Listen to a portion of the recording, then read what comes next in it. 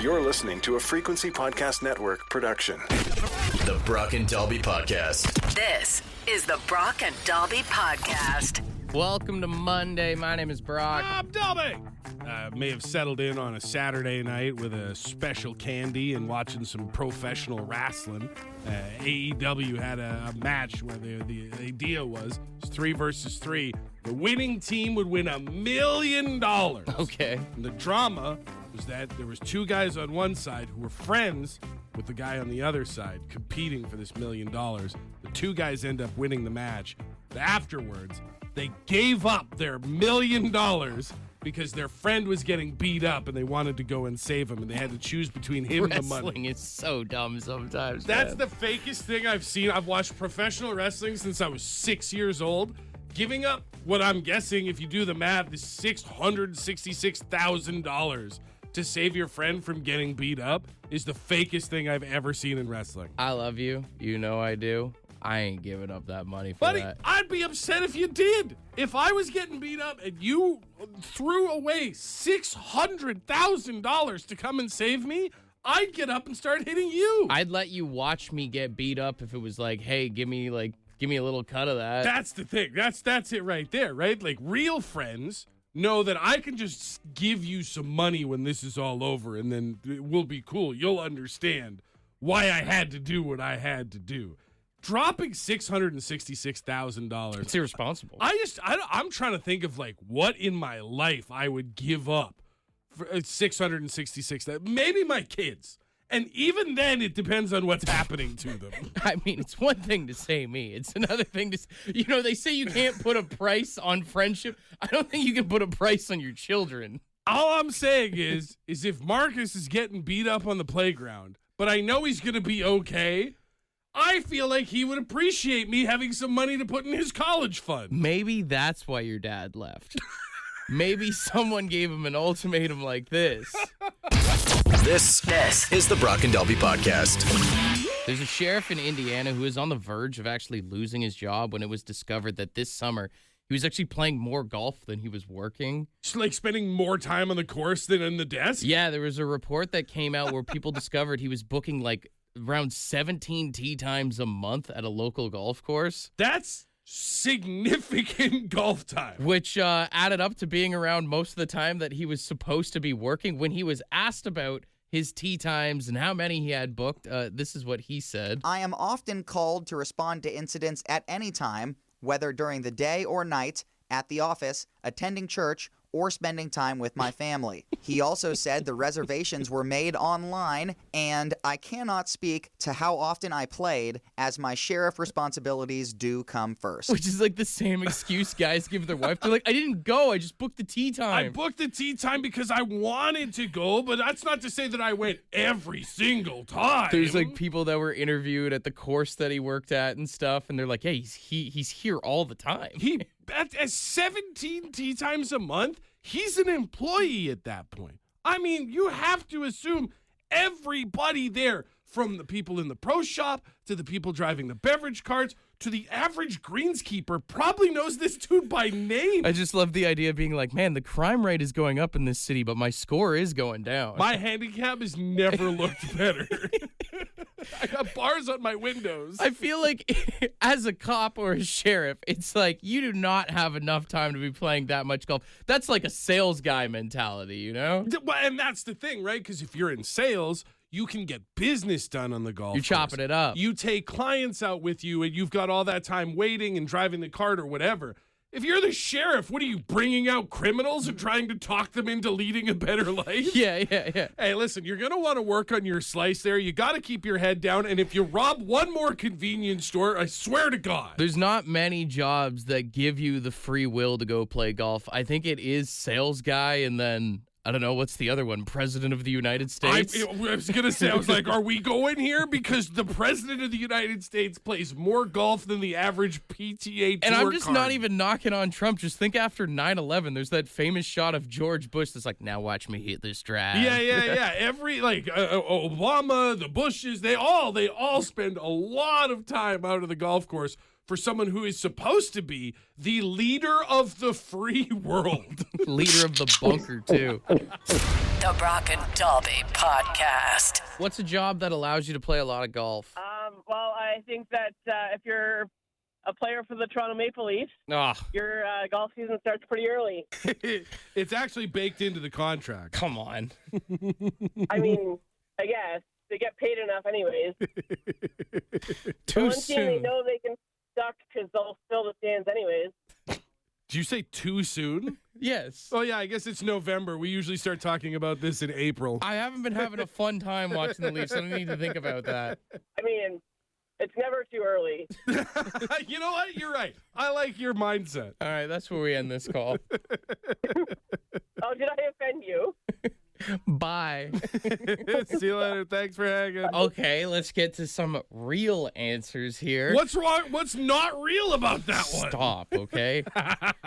Somebody said drug dealer is a good one. Yeah, I guess you kind of make your own schedule on that one. Bartender as well, because you just work nights. Yeah, I mean, any yeah. sort of night shift job or anything like that. A lot of people texting about teachers. 'Cause Teachers. they get the whole summer off. That's true. And, you know, once you're done your day, even in those like September months or like as you're getting to the end of the school year, school's out at 3:30. You got a couple of things to do. You could definitely still grab a twilight game. Some schools start at like 9 o'clock. You could get an early one in before. If you're not on lunch duty, if you don't have to monitor the kids, you could rip out for a quick tea time. Yeah, quick 9 holes or something. We got someone else on the line. What's a job that allows you to play a lot of golf? Firefighters, man. Those guys work 24-hour shifts. They work like 5 to 6 days a month. Oh, so you're saying like you work the big long shift and then once you're done with that, you're free to do whatever you want.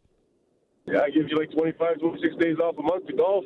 Yeah, I guess it's like the same with any sort of like long shift worker, oil riggers, any stuff like that. Yeah. It's all about the rest days, man. I like that. Now, does that mean you got a good golf game or? I'm not a firefighter. I'm a cop. Of course, Oh. that's my mortal enemy. There we go. I felt like there was a tone in your voice and I didn't want to say anything. I was like, I don't think this guy thinks highly of firefighters. It wasn't more of a suggestion to the topic. It was a dig. You got her, man. Those are hose monkeys. You don't get along. The Brock and Dalby Podcast. The Brock and Dalby Podcast. You might have to someday upload your ID to YouTube if you want to be able to watch videos that are deemed not for kids. Apparently, this started rolling out earlier in the year, but on a small scale. The folks at YouTube are using AI to analyze the kinds of videos that you watch to determine whether or not it thinks that you're 18 or older, Oh. which is creepy as hell right off the bat. And then if that AI construct, if that algorithm feels like, regardless of whatever age you put when you signed up for your account, if it feels like you might actually be someone who's trying to skirt around the system, You got to prove your age. it could ask you to upload ID before it lets you watch stuff. Well, I've heard of stuff like this before. I think it's in Texas with the Hub. You can only access like certain websites like that if you put your ID in. Yeah, same with there's certain countries, I believe, over in Europe that have that same thing of like, and I get it, like you don't want people who are underage accessing, especially when you talk about things like the Hub.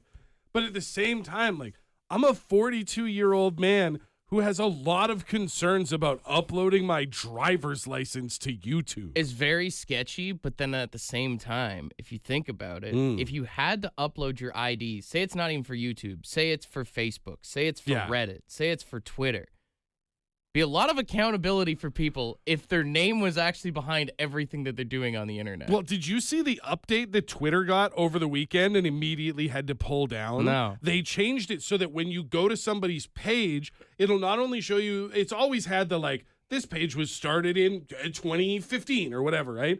But they added a thing that shows where, like what country the account was created in and where the country, what country the account posts from. And there were like the one account that was really notable was there was like this MAGA account called Mary Tiles Texas that turns out to be from Russia, like actively from Russia. See, I think there's there's obviously a lot of cons to doing something like this. It's putting a lot of people in danger or whatever, right? But at the same time, there's some pros because you think about all the people that are just like keyboard warriors Yeah. out there. I mean, some of you would be like shutting the hell up if people were able to just click and be like, I know where you live. That's very true. If you had to write your name, if you had to sign it like as if you were writing old-timey wartime letters and put your name on your opinion, you're right. A lot of people would be like, maybe I don't need to share that. You can go on the internet and you can do pretty much anything you want, and there's not much accountability is all I'm saying. Do I think it's right that YouTube's asking you for your ID? No. I'm just saying hypothetically. Right. If we had to do that for everything we did online, none of us would be online. Yeah. I'm not pumped at the idea of putting my government-issued ID into a website like YouTube. I just don't trust them with that information, and I don't feel like I should have to provide it to be able to watch like the latest episode of the Joe Rogan podcast or whatever. But your silver lining does make a lot of sense of if people have to start taking accountability for the things that they say, it'll get a lot quieter out Let's there. make the comment section like a bar. You need to show some ID before you're going to write some nasty stuff online. I mean, it already feels like there's a 2-drink minimum based on what some people are writing.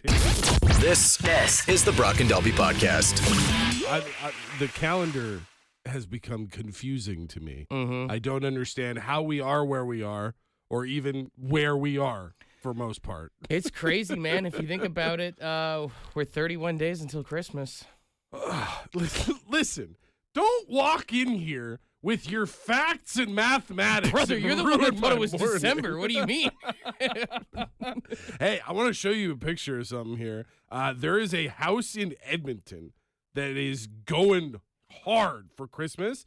They've spent $150,000 Oh, my God. on their Christmas light display. It's called Maisie's Magical Christmas House. I saw it on the old CTV. Probably see that place from space. I have to imagine. I mean, they've got the full, every single tree is covered, the house is covered, and then they've got all the stuff that like syncs it up to music and stuff like that. So it's like dancing. I'd hate to be those neighbors. So.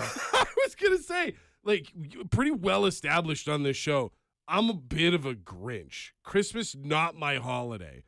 I feel like that could get me in the Christmas spirit unless we shared a postal code. Dude, my neighbor has one of those lights in their backyard, the security ones that come on at night. And if something moves? That pisses me off. I get being in the holiday spirit, but that's a bit excessive, dude. The only thing I've got in my neighborhood that's bad, like my one neighbor on the one side, they have like a 15-foot inflatable Santa Claus, and he's on their lawn, but they have not plugged him in yet. But when it does, it's like it's an eyesore. Yeah, see, that's an eyesore. But this whole setup that these people got. If that's right in front of your house beside it, it's going to affect you because like you're going to need good curtains to block it out. But also just the fact that people are going to be pulling up on that street all the time. True. Right? Yeah, like if you're the house across the street from the Christmas house in town, you can't have company over. Where are they going to park? Well, and it's also people are looking at your house too, right? Right. It's that idea. It's so weird around the holidays when people go like driving around town looking at Christmas lights. It is weird because you're just staring at people's houses. Right. You're literally slowly creeping up and down the streets, staring at people's houses, sometimes looking through their curtains. And then you're right. Like, I love a house that's next to a well-decorated house that'll just put lights up that say like ditto or an arrow pointing this way. That's at least funny. But like, as someone who doesn't do a lot of decorating next to a house that does do a lot of decorating, like, I do feel like people drive by my house. Like, I feel like my property value goes down in the wintertime. Especially those houses that have, like, the synced up music things and stuff like that. Those are cool to see. That's the equivalent of having, like, someone who leaves their dog outside barking all the time, The Brock and Dalby Podcast. What is the worst neighbor to live next to? Kyle, what do you think? Definitely the drug dealing neighbors there. Oh, yeah. And Here we are complaining about Christmas lights, guy. the street turns into a highway for crackheads at about 2 a.m. That's the comparison between drug dealing neighbor and Christmas light neighbor is the same amount of traffic stopping by to visit. Although, No kidding. Although it's only the worst neighbor depending on your lifestyle, you know? Yeah, you got all these crappy cars going up and down your road middle of the night.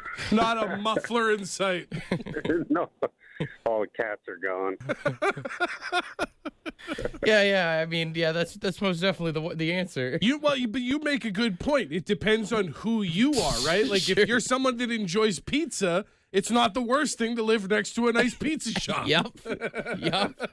I do like, we got a text from Ed from the county. He said, living next to your landlord. Oh, God. Yeah, if you're like living on someone's property or anything like that. Yeah. You just got to be on too good behavior. It's like living next to your PO. John said living next to the HOA president. Oh, HOA, or even just like someone who feels like their neighborhood watch. Like they're just constantly getting in everybody Nosy else's. Parker, yeah. The closer you are in proximity, the more you have to deal with that person. We got Adam, the safety guy, on the phone. What's the worst kind of neighbor? Well, there's two of them. The hoarder that has all kinds of crap all over their property, just mountains and piles of it everywhere. And then there's the other guy who, the hobbyist engine fixer, fixes something and then, 10 o'clock at night, we got a skidoo running, so let's just run it for half an hour at full blast. It drives me crazy. Same guy that feels the need to wake up at 6 a.m. to mow his damn lawn. Yep. Too? Yeah. Oh, God, I hate those guys. Anything that makes a lot of noise at an early hour, he is in. Oh, yeah, like I got a neighbor who does that. His skidoos, his dirt bikes, his piece of crap Chevy truck that's sitting up on mutters. Oh, yeah, like 10 o'clock at night, he's out there changing the alternator. Okay, let's run it for half an hour with no exhaust on it. I got a guy like that on my street, too, and every time he comes down the street, he feels the need to drive like 70 kilometers an hour till he gets to his house, just to let us know that he's got a sick truck. Hey, everybody, I'm here! Like, I understand having a big truck. They're fun. They're great toys. But, I mean, at some point, it really is just overcompensation for either lack of brain cells or something else. This is the Brock and Dalby Podcast. Canada has been ranked 13 in the world's most handsome men. We're number 13. It doesn't have the same ring to it. No. It really doesn't. Do you want to hear the full list here? Oh, absolutely I do, because I feel like, just before you even say it, I feel like it's going to be a lot of like Scandinavian, European countries. Spain number 1. Yeah. Sweden number 2. Yeah. France number 3. Oh, okay. Brazil in at number 4. That I get.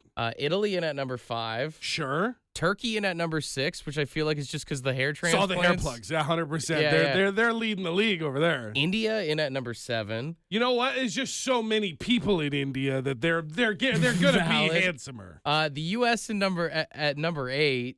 If we're 13, then they should be at best 12. Japan at number 9, which so many people. Yeah. Germany 10. Saudi Arabia 11. Okay. And then the UK was ahead of us in at number 12. The UK beat us for the handsomest men. I mean, just on teeth alone, I feel like we should be ahead of them. This is just proof that people will rate accents when they come. Like that's the only thing. It's the British accent lands for a lot of people as being like very handsome, debonair thing. So even though you're being asked to rate by like the visual cues, there's biases involved here. Wait, you're telling me no girl's ever been turned on? Oh yeah, for sure. Right on, bud. The Brock and Dalby Podcast. The Brock and Dalby Podcast. You know those BuzzFeed quizzes that are so much fun? Yeah, that's not what this is. It's the quiz with Brock and Dalby. All right, the year is 2025, but there is a lot of songs with years in the title. So I'm going to give you a band, as I always do, and you got to tell me the year that is in the title. And it is just specifically titles, right? It's not like it's buried in a lyric somewhere or anything like that. No. It's in the title of the song. Okay, I have thought of a couple of them, although I'm a little shaky on whether or not I got the years right. Okay, well, we'll start with an easy one. We'll go with some Canadian trivia here. What is Rush's? Okay, it's 2112, right? Oh, thank God. I thought of it, and then I was like, is it 2012? It's 21? I was so worried I was going to get it wrong, because every time I get a Rush one wrong on the quiz, people boycott the show. Yeah, you were one more Rush question away from losing your passport, that's for sure. Okay, good. We got one. We'll go with another easy one, Bryan Adams. Summer of 69. does not specify 1969. Could have been any of the 60s. I mean, who knows what that would even be a reference to. Bowling for Soup? This one I only got because of my connection to professional wrestling. 1985. Yes. Which is crazy. I saw online that someone was like, the equivalent of when this song came out to now, it's like you could write a song about, I think it's 2003. It's upsetting. Yeah. Honestly, it's like the same parallels. It's not a great feeling. 3 for 3. You're killing it right now. When I say David Bowie, you would say? Oh, no. David Bowie, a song with a year in the title. I'm just going to say 2000. I don't know. I am fully guessing. 1984. I don't know if I'm familiar with this. Never heard this one before? I'm not saying I've never heard it. I'm not recognizing it. Well, it's only a year after you came out, so... Is this whole thing just a thinly veiled attempt to point out that I was born in 1983? Is that what we're doing here? I'm just making a parallel. Carry on. All right, next one here. When I say the Smashing Pumpkins. 1979. There you go. And that one is just the result of being in radio. Yeah, which I guess that technically it came out in the 90s, but the title of the song would be, you were born in 1983, 82, 81, 80. Okay, so it's like 4 years before you. Yeah. Okay, all right, man. This is getting personal. Final one here. When I say White Zombie. And here I remembered that song by Silverchair for nothing. I don't have a White Zombie off the top of my head. Thunder Kiss 65. Oh, that's a good song. Why do I know this one and not the Bowie one? 1965 from 1983. Don't hurt yourself. You're not good at math. Is that 18 years? Wait, what? Oh, no, actually it is. Oh, who's bad at math now, old man? Still you. Still you. Oh, I'm still younger than you. My genetics are working more than yours. This is the Brock and Dalby Podcast. Here's something the ladies might like. In Spain, they have officially become the first country in Europe to approve paid menstrual leave. Really? Yeah, there's a whole new law literally allowing people who, when they get their periods, they're allowed to take like a maximum of 3 days off a month. No wonder people voted for Spain as having handsome men. Look at this. That's actually really cool. In the most secure cases, they say that you could extend it to 5. Now, I'm interested like how they're going to go about doing this, because you obviously can't track like a woman's cycle or anything. You can. You shouldn't. Like legally, I don't think the office Right. could have a board and be like, all right, Jennifer goes on the second week. Yeah. Meredith, you can't be taking menstrual leave. It's not even close to your time. Yeah. That's going to be an HR meeting. Like, how are they going to be able to be like, I think you're faking it? Well, I mean, I guess the thing is you go on the honor system, and then there are some things like, you can't take menstrual leave this week. You took it last week. That's not how it works. I read some books in school. You know what I mean? Yeah. I think you've got to there's got to be some faith and trust. They're going to have the janitor checking that dispenser in the women's bathroom a little too much. I feel like there's going to run into some serious HR problems. The Brock and Dalby Podcast. All right, we haven't played this in a while, but we're going to play Best Answers Win. We'll put 10 seconds on the clock, and we spun the wheel. And the question we need you to answer is, why are the Leafs playing so crappy right now? But I will not tolerate anyone just saying they suck. I need a legitimate excuse or reason. Exactly. Listen, this is a contest that rewards creativity and hilarity and just being funny. $55 million draw for Lotto Max up for grabs tomorrow. 4 Max Millions. If you want $100 in tickets for that draw, you got to come correct with the best answer today. All right, we got 3 contestants here. We will start on line 1. Hey, good morning. Who's this? Good morning. It's Bruce. Bruce. All right, I'm going to give you 10 seconds here. Explain to us, why are the Leafs so crappy right now? Okay, well, because Harold Ballard, being a businessman first, made a deal with the devil that he would forfeit winning as long as his team made tons of money consistently.